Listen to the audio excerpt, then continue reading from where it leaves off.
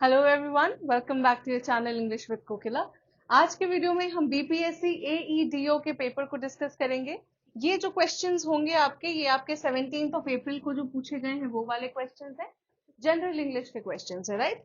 इसके पिछले वीडियो में हमने कुछ ऐसे क्वेश्चंस डिस्कस किए थे जो कि 14 अप्रैल को पूछे गए थे, और आज हम 17 अप्रैल को पूछे गए क्वेश्चंस को डिटेल एनालिसिस करेंगे। ठीक है, so without wasting any more time, let's come to our first question.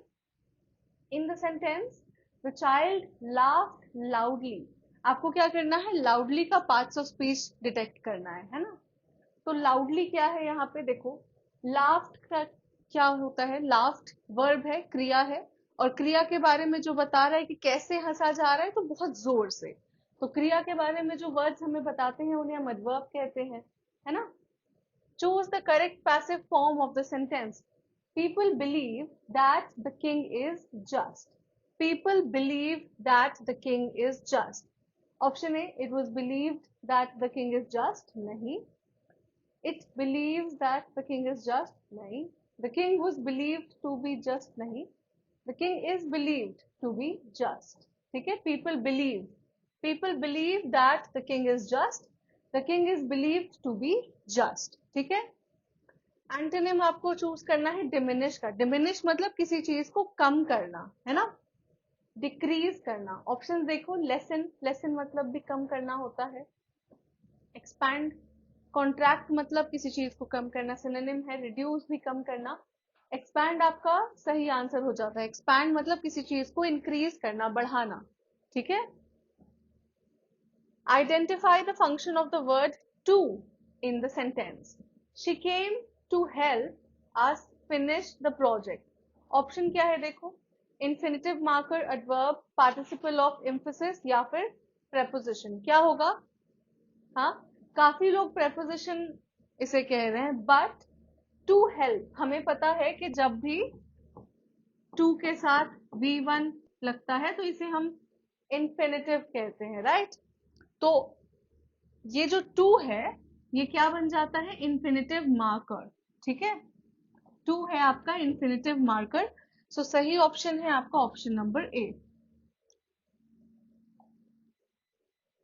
Now, where the mind is without fear, the head held high, where knowledge is free, where the world has not been broken up into fragments by narrow domestic walls, where words come out of the depths of truth, where tireless striving stretches its arm towards perfection, where the clear stream of reason has not lost its way into the dreary desert sand of dead habit, where the mind is led forward by thee into ever-widening thought and action, into the heaven of freedom, my father, let my country awake.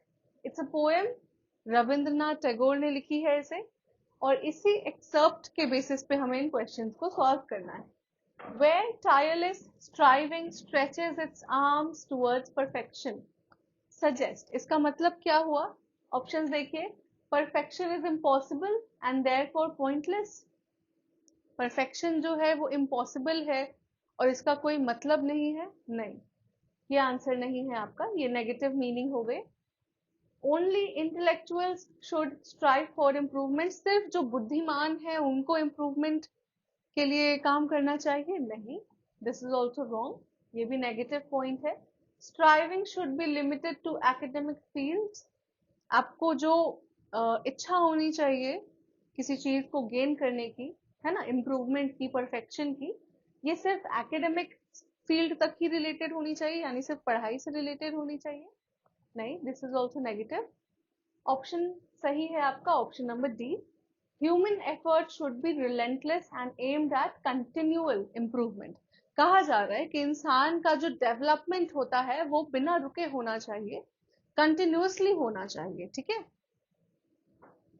So where tireless striving stretches its arm towards perfection का मतलब है कि human effort should be relentless and aimed at continual improvement. ठीक है, next, which interpretation best captures the deeper philosophical intent behind where knowledge is free. Where knowledge is free का मतलब क्या है? ऑप्शंस देखो. Knowledge must not be restricted by dogma, prejudice or authority. यानी कि किसी भी तरीके से जो नॉलेज है उसे बांधा नहीं जाना चाहिए, रिस्ट्रिक्ट नहीं किया जाना चाहिए, है ना. कोई भी डॉगमा है, कोई भी प्रेजुडिस है, भेदभाव है, इन सारी चीजों से हमें नॉलेज को रिस्ट्रिक्ट नहीं करना चाहिए. नेक्स्ट क्या है? Everyone must pursue science over art. सबको आर्ट्स के जगह साइंस लेनी चाहिए? नहीं, ये नेगेटिव हो गया. Knowledge should be available only to those who seek it. Knowledge सिर्फ उनके लिए अवेलेबल होनी चाहिए जो सच में नॉलेज गेन करना चाहते हैं. नहीं, knowledge should be available for everyone, right. Education should be provided without tuition fees. क्या ये इस सेंटेंस से ये कहा जा रहा है कि आपको पढ़ाई बिना फीस के कराई जानी चाहिए? नहीं. जब आप कहते हैं where knowledge is free, where knowledge is free मतलब आप फ्री हैं नॉलेज गेन करने के लिए, है ना. सो knowledge must not be restricted. Knowledge को कहीं रिस्ट्रिक्ट नहीं करना चाहिए, बांधना नहीं चाहिए by any dogma, any prejudice और अथॉरिटी. ठीक है. Next. In the clear stream of reason has not lost its way into the dreary desert sand of dead habit. Which poetic device is most prominent? आपको choose करना है कि कौन सा poetic device है, कौन सा लिटरेरी डिवाइस है जो सबसे ज्यादा इस एक्सर्प्ट में प्रोमिनेंट है, सबसे ज्यादा दिखाई पड़ता है. ठीक है. पर्सोनिफिकेशन है, एक्सटेंडेड मेटाफोर है, पैराडॉक्स है या एलिट्रेशन. एलिट्रेशन होता है जब आप कुछ वर्ड्स होते हैं या कुछ साउंड्स होते हैं वो कंटिन्यूसली रिपीटेड होते हैं. ठीक है, तो उसे हम एलिट्रेशन कहते हैं. पैराडॉक्स का मतलब होता है जब दो कॉन्ट्रास्टिंग चीजें, दो ऑपोजिट चीजें एक दूसरे के साथ लगा दी जाए, उसे हम कहते हैं पैराडॉक्स. ठीक है. एक्सटेंडेड मेटाफोर, मेटाफोर हो गया कि जब आप किसी चीज के बारे में बात कर रहे हैं तो आप सिंबल्स के थ्रू बात कर रहे हैं. ठीक है. और पर्सोनिफिकेशन किसी डेड चीज को, नॉट डेड एग्जैक्टली, किसी नॉन लिविंग थिंग को जब आप इंसानी कैरेक्टरिस्टिक्स दिखा देते हैं, ठीक है, तो उसे हम पर्सोनिफिकेशन कहते हैं. अब सही आंसर क्या है यहाँ पे देखो. The clear stream of reason has not lost its way into the dreary desert sand of dead habit. तो हैबिट को, जो आदतें होती हैं, उसे कंपेयर किया जा रहा है एक बहुत ही सूखा रेगिस्तान से. ठीक है, जहां पे डेवलपमेंट नहीं है. तो ये क्या है? एक्सटेंडेड मेटाफोर है. ठीक है, सिंबल के थ्रू बात हो रही है. What does the phrase narrow domestic walls symbolize in the poem? Narrow domestic walls से क्या मतलब है इनका?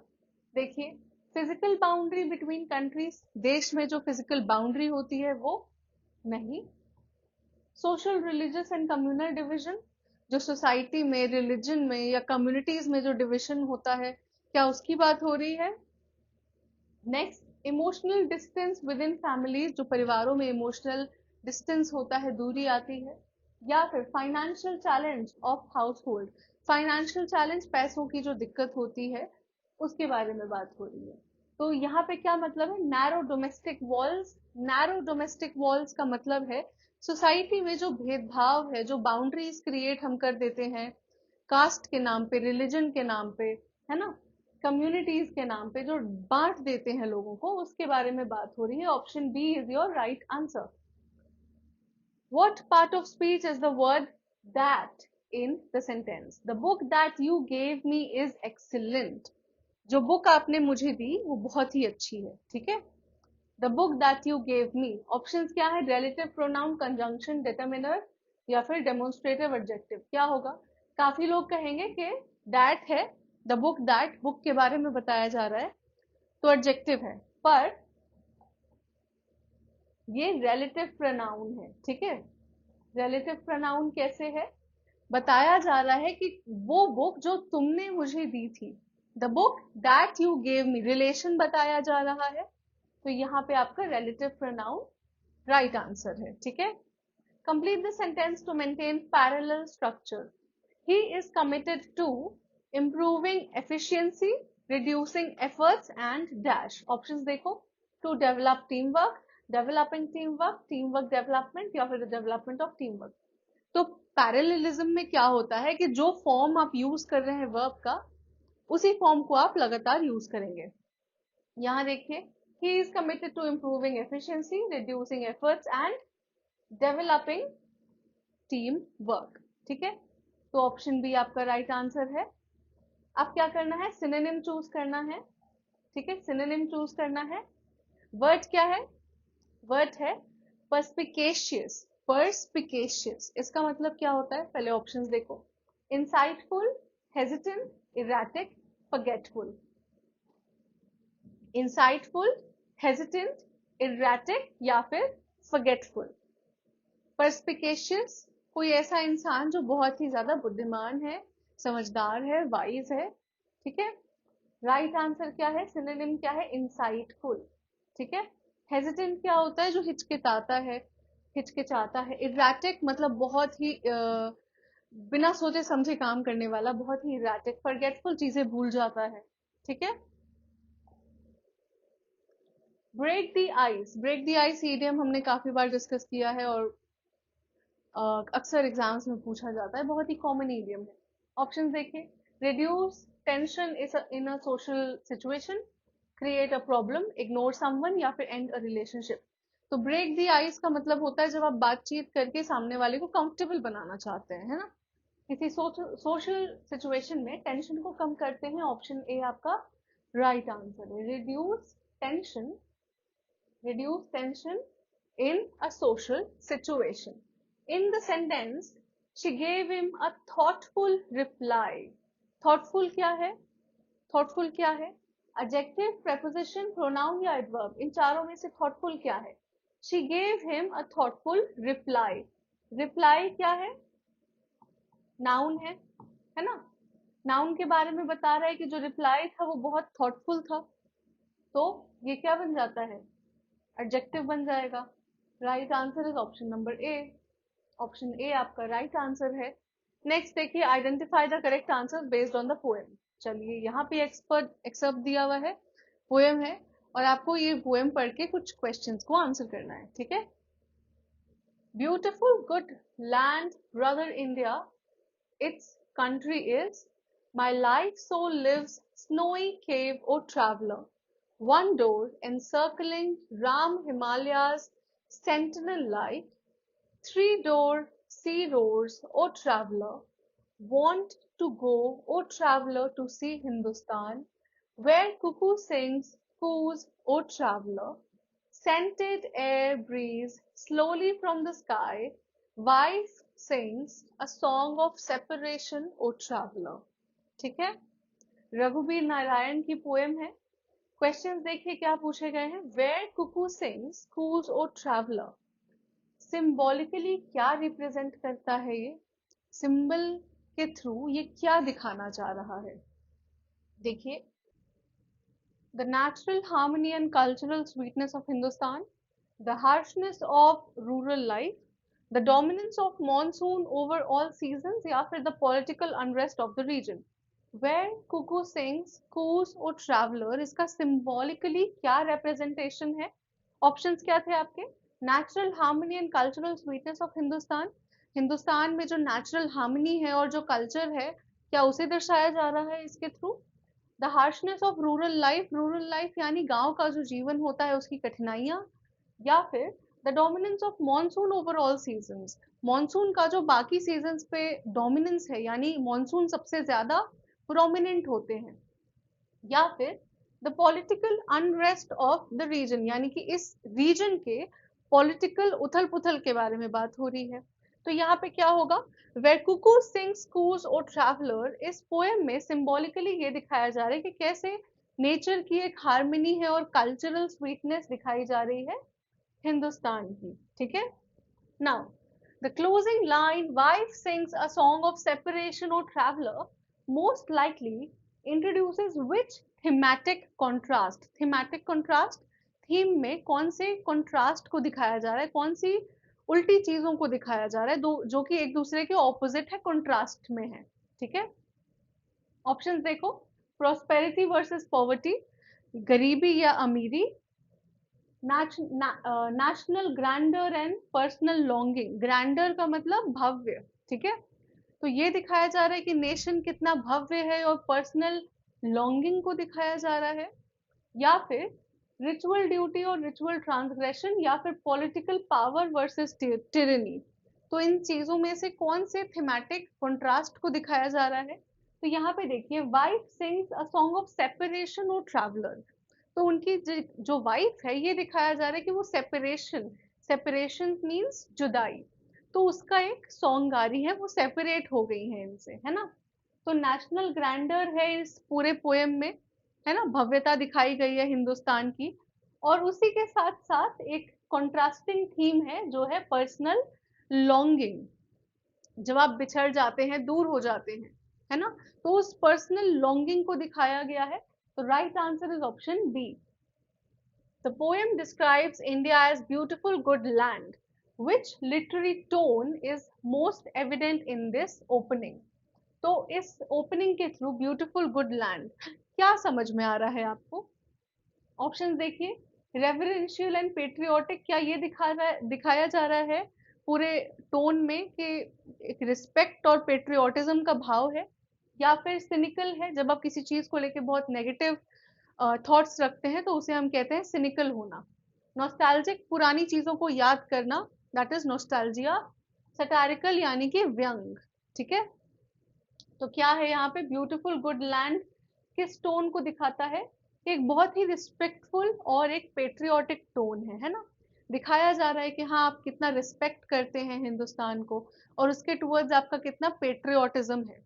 चलिए, identify the correct active voice form. The work has been completed by the team. The team completed the work? नहीं. The team has completed the work? The team had completed the work? या फिर the team is completing the work? क्या होगा? The team has नहीं. The team had completed the work is the right answer. Team is completing भी नहीं होगा. The work has been completed. The team had completed the work. ठीक है? Choose the correct version of the sentence. Walking to school, the rain soaked my clothes. Walking to school, the rain soaked my clothes. Walking to school, I had my clothes soaked by the rain. As I was walking to school, my clothes were soaked in the rain. While walking, my clothes were soaked. या फिर walking to school, my clothes were soaked. क्या होगा? Right answer is option B. As I was walking to school, my clothes were soaked in the rain. Now, choose the antonym of obfuscate. Obfuscate मतलब किसी चीज को और ज्यादा कठिन बना देना, उलझा देना, बहुत कॉम्प्लिकेट कर देना, ठीक है। एंटोनिम चूज करना है ऑपोजिट मीनिंग। कॉम्प्लिकेट सिनोनिम हो जाता है, डिस्टॉर्ट भी सिनोनिम हो जाता है, कंसील मतलब छुपा देना। तो ये तो आंसर नहीं है आपके, राइट आंसर है ऑप्शन डी, क्लैरिफाई, किसी चीज को क्लियर करना, क्लैरिफाई करना, ठीक है। Identify the part of speech of the word after. यहाँ पे देखो, after the storm the sky cleared, part of speech क्या है इसका? ऑप्शन, प्रेपोजिशन, एडवर्ब, इंटरजेक्शन और कंजंक्शन।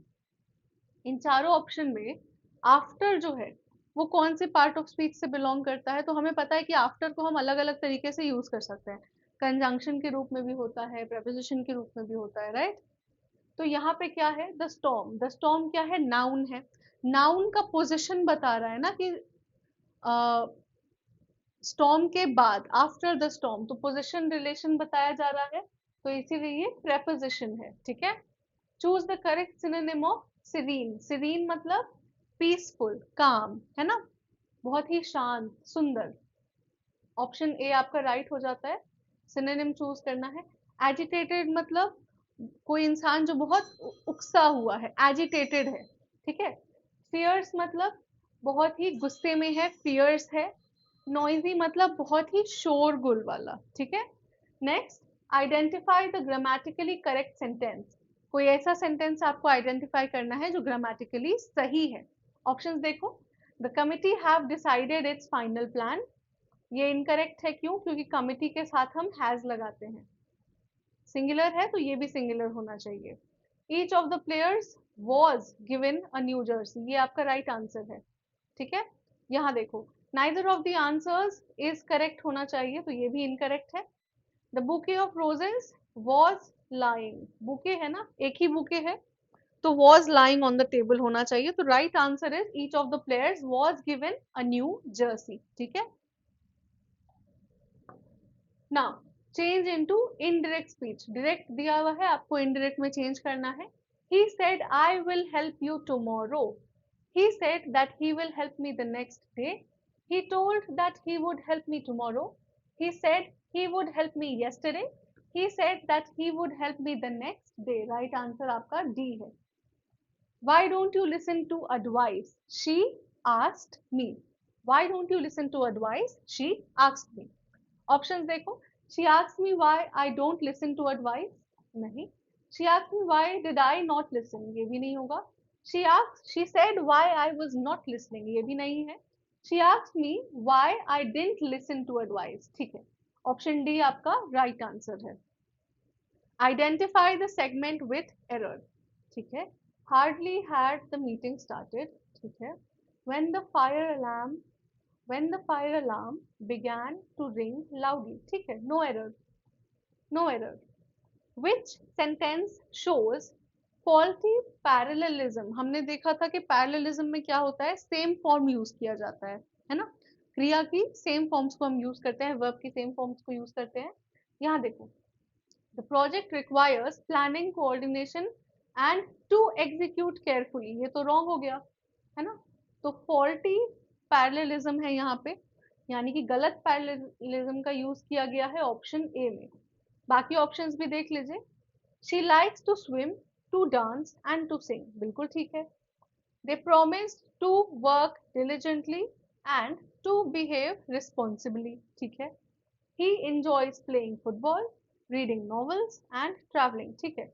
ऑप्शन ए आपका आंसर हो जाता है। चलो next, choose the option that correctly completes the sentence, either the students or the teacher।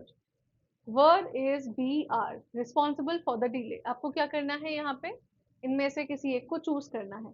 अब हम जानते हैं कि जब भी either or लगता है तो सब्जेक्ट वर्ब अग्रीमेंट के हिसाब से क्या होगा, वर्ब के जस्ट पहले जो नाउन या प्रोनाउन यूज किया गया है उस पर डिपेंड करता है कि वर्ब सिंगुलर लगेगी या प्लूरल। तो टीचर सिंगुलर है तो आप यहाँ भी सिंगुलर लगाएंगे, इज लगाएंगे, ठीक है। which sentence contains a misplaced modifier, देखो, the boy who won the prize was excited, ठीक है। the cat sleeping on the mat looked peaceful, ठीक है। the teacher carefully explained the problem, okay। she nearly spent all her savings, अच्छा यहाँ क्या होगा, she spent nearly, ठीक है, इसको इंटरचेंज होना चाहिए, तो एरर कहाँ है, एरर ऑप्शन डी में है। Choose the synonym of vigilant, vigilant का मतलब क्या होता है, विजिलेंट का मतलब होता है जब आप बहुत ही अलर्ट होते हैं, सतर्क होते हैं। ऑप्शंस हैं आपके, अलर्ट, पैसिव, डिस्ट्रैक्टेड या फिर नेग्लिजेंट। अलर्ट, पैसिव, डिस्ट्रैक्टेड या negligent.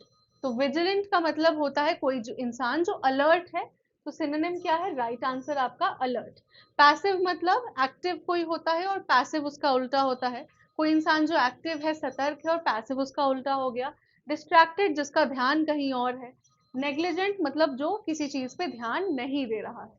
Next is the teacher praise the student, इसको आपको पैसिव में कन्वर्ट करना है ना। ऑप्शन देखो, the student was praised by the teacher, the student has been praising the teacher, the teacher was praised by the student या फिर the student is praising the teacher, क्या होगा। The teacher praised the student, इसको हम passive में कैसे लिखेंगे, the student was praised by the teacher, right answer is option A। the student has been praising नहीं होगा, teacher was praised by the student नहीं होगा, student is praising the teacher नहीं होगा, right answer is option A। so with this हमने 30 questions discuss कर लिए हैं जो कि आपके 17th of April में BPSC AEDO में पूछे गए थे। कमेंट्स में बताना कि आपके कितने questions के आंसर सही हुए हैं, और अगर वीडियो अच्छी लगी तो you can like, share and subscribe.